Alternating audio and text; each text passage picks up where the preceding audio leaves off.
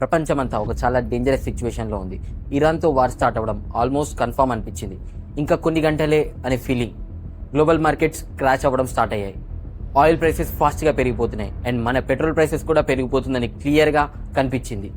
News మొత్తం ఒకటే tension and panic situation and సడన్గా అంతా ఆగిపోయింది. ఓవర్ నైట్లో ప్యానిక్ తగ్గిపోయింది. ఆయిల్ ప్రైసెస్ కిందికి వచ్చాయి అండ్ మార్కెట్స్ కొంచెంగా రికవర్ అయ్యాయి. సో అందరి మైండ్లో ఒకటే క్వశ్చన్, అసలు ఈ ఓవర్ నైట్లో ఏం జరిగింది? మీరు నమ్ముతారో లేదో కానీ ఈ ఎంటైర్ సిచ్యువేషన్లో బిగ్గెస్ట్ రోల్ ప్లే చేసింది ఒక వర్డ్, అదే టాకో. టాకో అంటే తినే ఫుడ్ ఐటెం కాదు. టాకో అంటే ట్రంప్ ఆల్వేస్ చికెన్ అవుట్. ఇది ఒక మీమ్ మాత్రమే కాదు, ఇది ఒక ప్యాటర్న్ అండ్ స్ట్రాటజీ అని చాలామంది అనలిస్టులు చెప్తారు. సో మరి ఈ టాకో ఎలా వారిని ఆపేసింది అండ్ మన పెట్రోల్ మనీకి ఎలా హెల్ప్ అయిందో డీటెయిల్గా డిస్కస్ చేద్దాం. Hi, hello, welcome to my channel. This is Revanth, మీ మధ్యతరగతి అబ్బాయి. ఒకవేళ ఛానల్ని సబ్స్క్రైబ్ చేయకపోతే ఇప్పుడే చేయండి. ఎర్లీ ఏప్రిల్ 2026లో స్ట్రైట్ ఆఫ్ హార్మోజ్ దగ్గర చాలా టెన్షన్స్ పెరిగిపోయాయి. ఇది చిన్న రూట్లా కనిపించిన గ్లోబల్ ఆయిల్ సప్లై చైన్ 20% ఇక్కడ నుండే వెళ్తుంది. సో ఇక్కడ ప్రాబ్లం వస్తే వరల్డ్ మొత్తం ప్రాబ్లం వచ్చినట్టే. సో ట్రంప్ ఇదంతా రిజాల్వ్ చేయడానికి ఇరాన్ మీద యుద్ధం ప్రకటించాడు.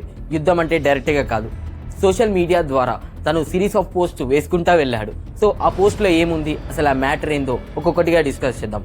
ఫస్ట్ పోస్ట్లో తను ఇరాన్ని ఒకవేళ స్ట్రైట్ ఆఫ్ హార్మోజ్ కానీ ఓపెన్ చేయకపోతే స్టోన్ ఏజ్కి పంపిస్తా అని వార్నింగ్తో స్టార్ట్ చేశాడు. అండ్ రీసెంట్గా పోస్ట్ అయితే మాత్రం చాలామంది గ్లోబల్ లీడర్స్కి షాక్ అయ్యేలా పోస్ట్ చేశాడు. ఆ పోస్ట్ ఏంటంటే ఏప్రిల్ 7th రోజు ఇరాన్కి వార్నింగ్ వేస్తూ ఇంకో పోస్ట్ వేశాడు. మీరు కానీ స్ట్రైట్ ఆఫ్ హార్మోజ్ ఓపెన్ చేయకపోతే మీ ఓల్ సివిలైజేషన్ ఇవాళ రాత్రితో చనిపోతుందని. సో దీని మీనింగ్ ఏంటంటే సింపుల్గా లొంగిపోండి లేదా డిస్ట్రక్షన్ ఫేస్ చేయండి అని డైరెక్ట్గా చెప్పాడు. సో ఏప్రిల్ 7 నైట్కి డెడ్ లైన్ ఇచ్చాడు. ప్రపంచం అంతా లిటరల్లీ వెయిట్ చేస్తుంది.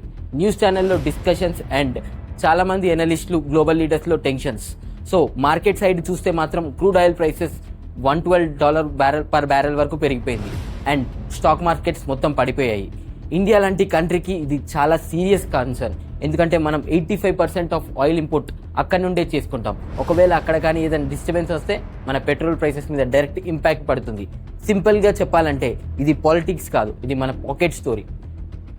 కానీ ఇక్కడ పెద్ద బిగ్గెస్ట్ ట్విస్ట్ ఏంటంటే డెడ్ లైన్కి 1 hour ముందు ట్రంప్ సడన్గా సీజ్ ఫైర్ అనౌన్స్ చేశాడు. అది కూడా 2 weeksకి.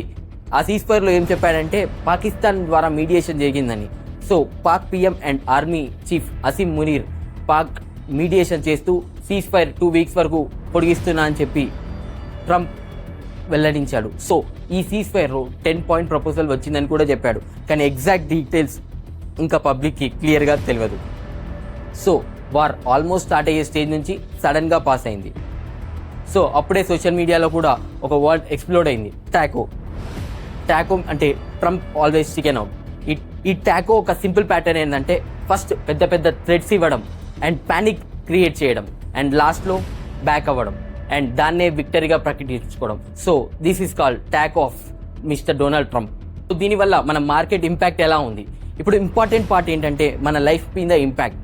సీజ్ ఫైర్ అనౌన్స్మెంట్ తర్వాత ఆయిల్ ప్రైస్ సడన్గా $112 పర్ బ్యారెల్ నుంచి $100 వరకు పడిపోయింది అండ్ స్టాక్ మార్కెట్ కూడా రికవర్ అయ్యాయి. ఇది డైరెక్ట్గా మీనింగ్ ఏంటంటే మన పెట్రోల్ ప్రైసెస్ ఇమ్మీడియట్గా పెరిగేది ఇప్పుడు అవాయిడ్ అయింది. ఇన్ఫ్లేషన్ ప్రెషర్ కొంచెం తగ్గింది. సింపుల్గా చెప్పాలంటే లాస్ట్ మినిట్ డెసిషన్ వల్ల ఎంటైర్ మార్కెట్ రివర్స్ అయింది. సో ఇది ట్రంప్ ఒక స్ట్రాటజీనా లేక వీక్నెస్సా? ఇప్పుడు మెయిన్ క్వశ్చన్ ఏంటంటే ట్రంప్ చికెన్ అవుట్ అయ్యాడా లేక స్మార్ట్ నెగోషియేషనా? ట్రంప్ సపోర్టర్స్ చెప్పేది ఏంటంటే ఇది ఒక స్ట్రాటజీ అని, దీన్ని ఒక థియరీ అంటారని, అంత ప్రెషర్ క్రియేట్ చేసి డీల్ తీసుకోవడమే దీని ఒక ఇంపార్టెంట్ అని అంటారు. క్రిటిక్స్ చెప్పేది ఏంటంటే ఇది ఒక డేంజరస్ ప్యాటర్న్, ఇలా చేయడం వల్ల క్రెడిబిలిటీ అనేది చాలా తగ్గుతుందని. సో ఈ ఎంటైర్ సిచ్యువేషన్ మనకు ఒకటి క్లియర్గా చూపించింది, గ్లోబల్ పాలిటిక్స్ అనేది దూరంలో జరిగేది ఒక స్టోరీ కాదు, అది డైరెక్ట్గా మన లైఫ్ మీద, మన ఎక్స్పెన్సెస్ మీద అండ్ మన ఫ్యూచర్ మీద ఇంపాక్ట్ చేస్తుంది. సో ఈసారి వార్ ఆగిపోయింది, మన పెట్రోల్ ప్రైసెస్ కూడా సేఫ్ అయ్యాయి. కానీ క్వశ్చన్ ఇంకా ఉంది, ఇది లాంగ్ టర్మ్ సొల్యూషనా లేక టెంపరీ ప్రాసా? ఈ స్ట్రాటజీ వల్ల ఇంకో క్రైసిస్ మళ్ళీ రాదు అని గ్యారంటీ కూడా లేదు. సో మీ ఒపీనియన్ ఏంటి? టాకో అనే ప్యాటర్న్ స్మార్ట్ స్ట్రాటజీయా లేక డేంజరసా? కమెంట్స్లో చెప్పండి. అండ్ ఇలాంటి రియల్ వరల్డ్ ఇంపాక్ట్ స్టోరీస్ కోసం ఇప్పుడే నా ఛానల్ని సబ్స్క్రైబ్ చేయండి. Thanks for watching.